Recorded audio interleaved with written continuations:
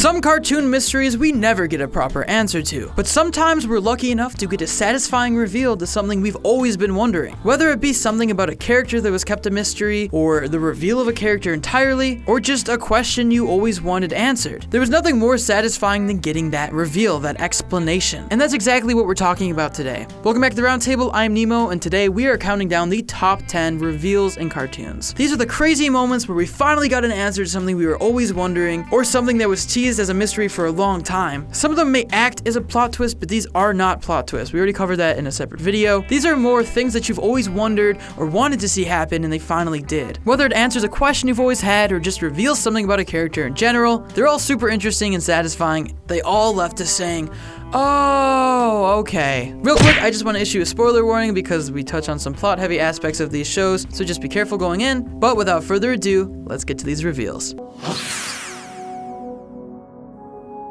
Hey, witch! Does it have to be princess hair?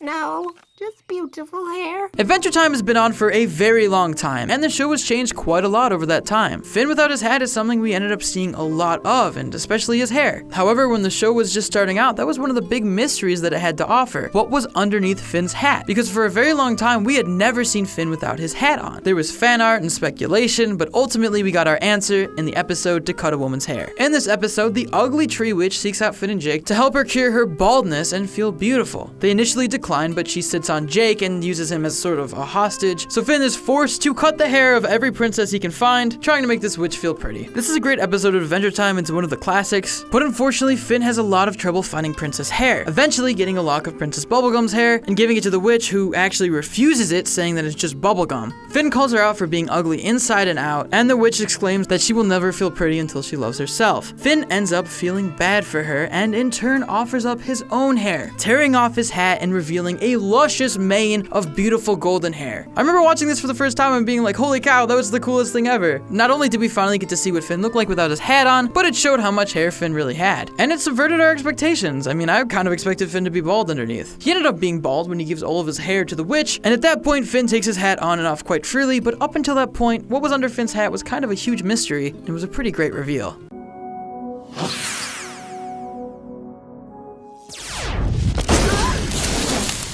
My hair! My larynx! Futurama's had a lot of emotional moments, but this is definitely one of the most emotional. In the 2007 movie Bender's Big Score, Futurama dived into a high-concept time travel story that got pretty dang complicated. And although there was a lot that happened in that movie, there was a big plotline with Leela dating a guy named Lars Fillmore, much to the jealousy of Fry. Lars, who's just a really nice, humble guy, hits it off with Leela and things go great, but it's revealed through this time travel storyline that in the craziest reveal ever, Lars Fillmore is Fry. From the past, from the future. See, there's this whole timeline where a time duplicate of Fry goes back to the past and lives above the pizza shop and has this whole life where he befriends a whale, he's named Lilu, he forms a relationship with this whale, he sends it back into the ocean, he goes through this whole thing of loss before Bender blows a giant hole in his building, frying off all of his hair, coarsing his voice, and turning him into Lars Fillmore, a person he resented for a very long time. This is funny too, because it's right after he accepted that Leela was gonna be with Lars. Once he finds out that he himself is Lars Fillmore, he races to be cryogenically frozen, comes out, and goes through the whole motions of the movie as Lars Fillmore up until that point. It actually gets to the point where they were about to be married before Professor Farnsworth reveals that time duplicates die prematurely, causing Lars to just freak out, break up with Leela, and cancel the wedding. So really nothing long-term changed. Lars ultimately ends up dying in that special, which is kind of a sad and dark ending to the character that ended up being Fry. Still, to introduce a character as an antagonist like this, a mysterious character at that, and let the audience wonder the entire movie who this guy is or where he came from, only to reveal that it is the main character of the entire show, is a pretty ballsy reveal, and a pretty satisfying one at that. It also shows that you should just never mess with time travel at all. If you mess with time, it tends to mess back. Avatar has a lot of unanswered questions, okay? Any show with a lore this deep, with so many characters and plot lines and such a complex story, is bound to have a couple loose ends and a couple mysteries that never really got finished up. One mystery for a long time that was never really brought up is the fate of Avatar Roku. We know that Avatar Roku died at some point because Aang was born, but for so long we had no idea how. The theme song would briefly mention that Avatar Roku vanished, but that wasn't specific at all. He would often come to Aang for spiritual advice, but they never really addressed addressed how the dude died. It was kind of this unanswered question, and for a while, it almost seems like we'd never know the fate of Avatar Roku. It would just be assumed that the dude croaked at some point mysteriously. But then we do find out, and it's the darkest thing ever. So Avatar Roku had a past with Fire Lord Sozin, the infamous Fire Lord who started the Great 100-Year War. And in this episode, we get the full detailed story of their lives together. Their childhood friendship, Roku realizing he was the Avatar, their paths eventually diverge at this point as Sozin lives the life of a Fire Lord, and Roku spends his life learning how to be the Avatar. They eventually reconvene, and Sozin, who originally was just a really great guy, is kind of a crazy dictator now. He basically goes to Roku and he's like, isn't it crazy that I'm the Fire Lord and you're like the most powerful being in existence, and we're friends, and we're born at the same time, and are from the same nation? We should dominate the world together. I mean, the dude has a point. It's a pretty crazy coincidence. I don't blame him here. Roku, seeing how clearly power hungry his friend had become, completely shoots down the idea because he's the freaking Avatar. Of course he wouldn't be into that. Before telling him to never bring up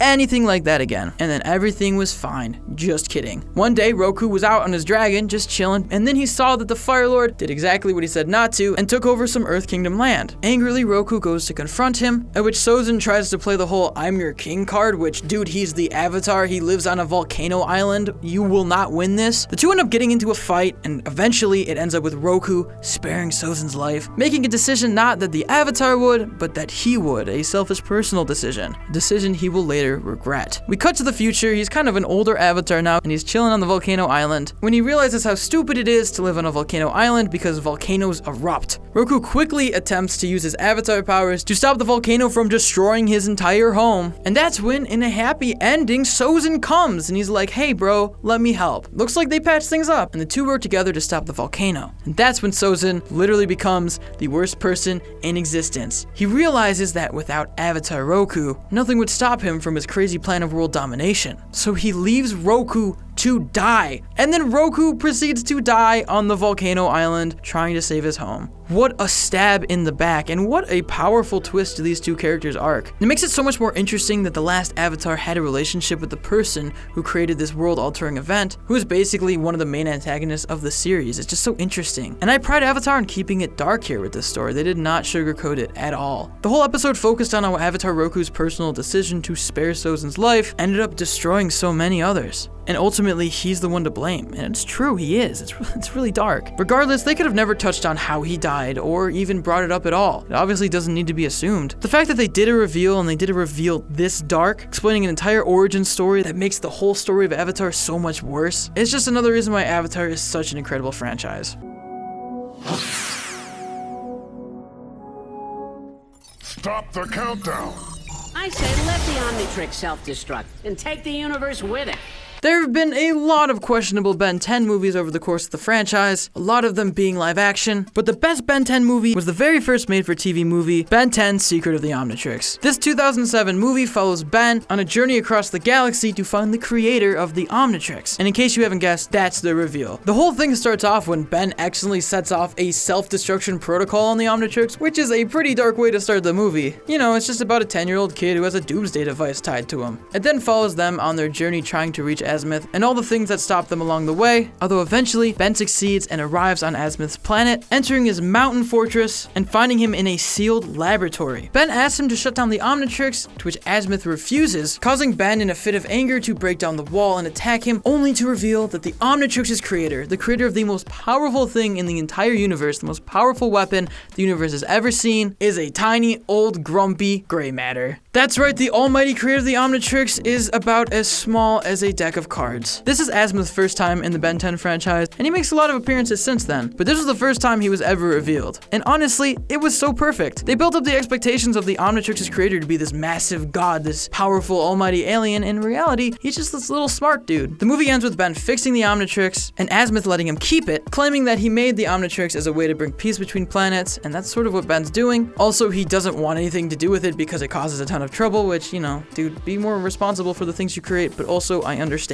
Oh, and then Ben gets way big, which is, you know, that's pretty cool. But ultimately, the reveal of the Omnitrix's almighty creator being a tiny grumpy Galvan alien is just absolutely perfect.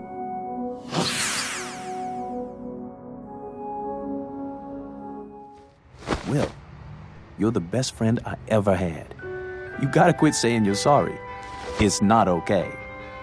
okay? This is one of my favorite reveals, and one of the reasons why I wanted to do this list in the first place. Wilt, from the beginning of the series, was missing an arm and had a screwed up eye. It wasn't really addressed a lot, it didn't need to be addressed, it was just sort of assumed about his character, and in the back of your head you always wondered, whatever happened to Wilt? Why is he screwed up like that? And in the episode Good Wilt Hunting, we finally got an answer in the form of an origin story for him. See, Wilt was created by a kid named Jordan Michaels, Michael Jordan, get it, ha ha ha, who was pretty bad at basketball, so we created an imaginary friend who really was. And for a while, Jordan and Wilt were this unbeatable basketball duo. However, a jealous boy created his own imaginary friend, and the two faced off in a giant basketball game where Wilt ended up sacrificing his own self to save Jordan, who was almost crushed by Larry. He saved Jordan's life at the expense of his eye and arm, but ultimately lost the game. Jordan was extremely upset about the loss, and Wilt ended up running away and becoming a lost imaginary friend, ultimately finding fosters. It's a really sad origin story, and it's especially sad knowing how nice Wilt is and how kind he is to everybody. He just wanted to help. Luckily, in that same special, the two met up again, Jordan being an adult and a professional basketball player. They got a happy ending. It's just another reason why you should never ever be athletic, because it only ever leads to tragedy, and sometimes a lot of money.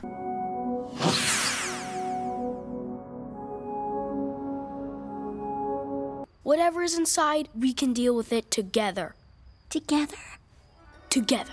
This is a reveal that did not have to happen. The internet made it happen. Penny was just originally a weird character design. She was this big peanut shell thing with antler ears. It fit right in with Gumball and how weird it was. But soon, as Gumball began to grow a larger and larger fan base, that fan base began to speculate on what was underneath Penny's shell. There was tons of great fan art about it, with tons of people genuinely wanting to know what was underneath there. I personally always thought that she was just a shell, and I didn't think about it too much, but I'm clearly wrong. Because eventually, we finally see Penny come out of her shell in the episode titled The Shell. It opens with Penny getting a crack in her shell, to which her dad freaks out about. In fact, going so far as to saying that Penny is going to move schools. But Gumball gives her a huge speech about how she should be herself, which leads her to shed her shell and reveal who she really is. An incredible shape-shifting being of light. It's really confusing. I have no idea what Penny's supposed to be. She quickly misinterprets what Gumball is saying and thinks that he's calling her ugly, revealing that basically how Penny works is she can turn into what she's feeling. So when her emotions are negative, she turns into that negative thing, so on and so forth, which leads to a lot of chaos, especially when her dad calls her a pig. That didn't end well. Gumball ends up chasing her down and showing her how much he loves her true self with a kiss, super cute and romantic, and from then on out, Penny is officially changed. Her character is always shown in this form. She's officially shed her shell. It's a great metaphor for loving yourself and being your true self. Gumball did it in its perfect Gumball way. I give it credit for making a major change to a character and sticking with it, and I love the idea of a reveal that wasn't really meant to happen until we all asked for it. Hopefully we can use that same logic to get a better ending. I'm just saying.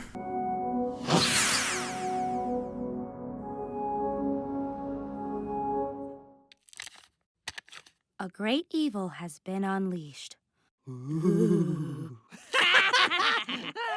Alright, well, I haven't seen that much Star, but I guess I'm just gonna talk about Toffee. I mean, I'm sure his character was a big reveal, so... Welcome back to the Roundtable! I'm Omnitrix Vox, and...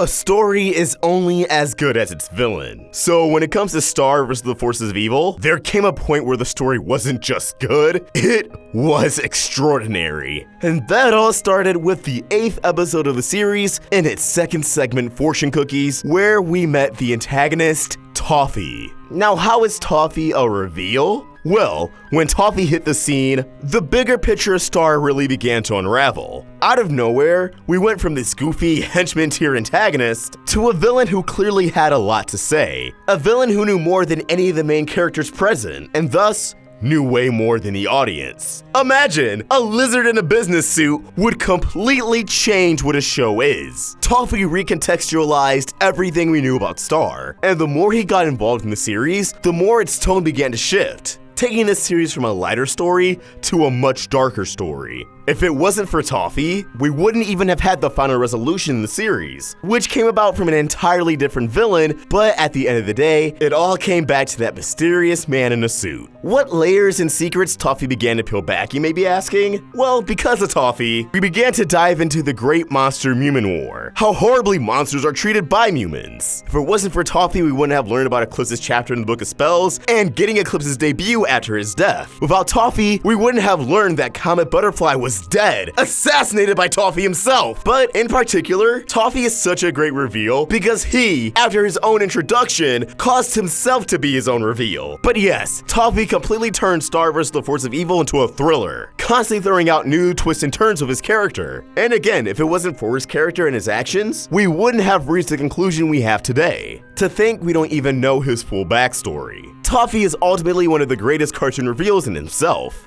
One sole character who recontextualized an entire series. And man, I miss him. Please bring the show back. Just one more season. Just one more Toffee episode. That cameo season 4 wasn't enough. Please!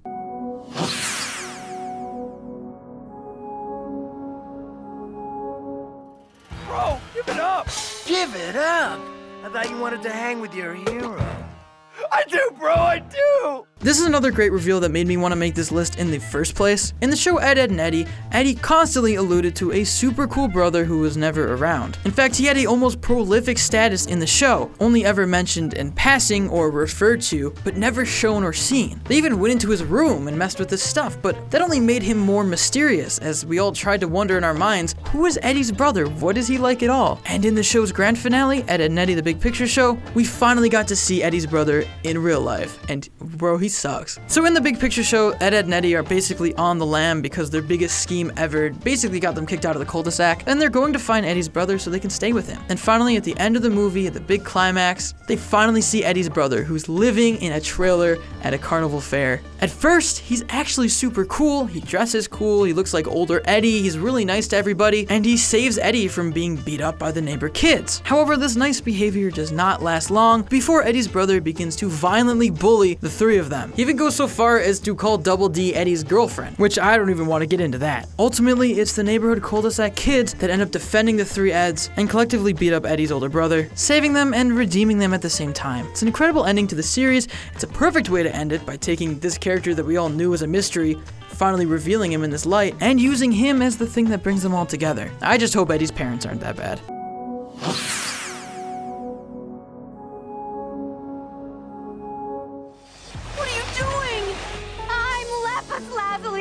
And you can't keep me trapped here anymore!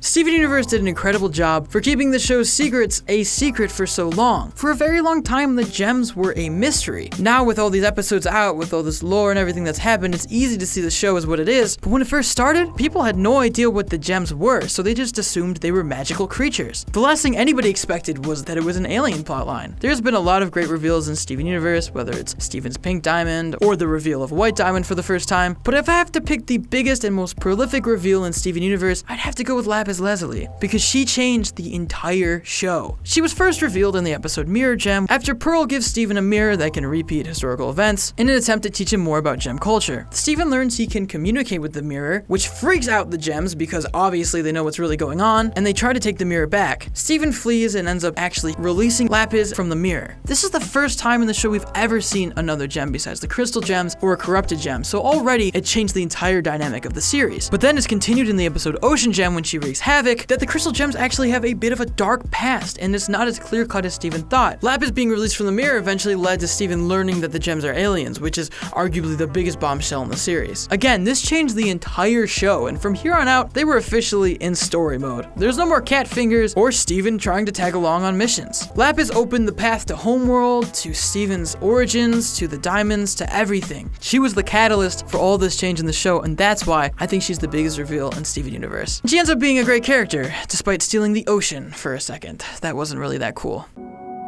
How do you know my name? Oh, I know lots of things.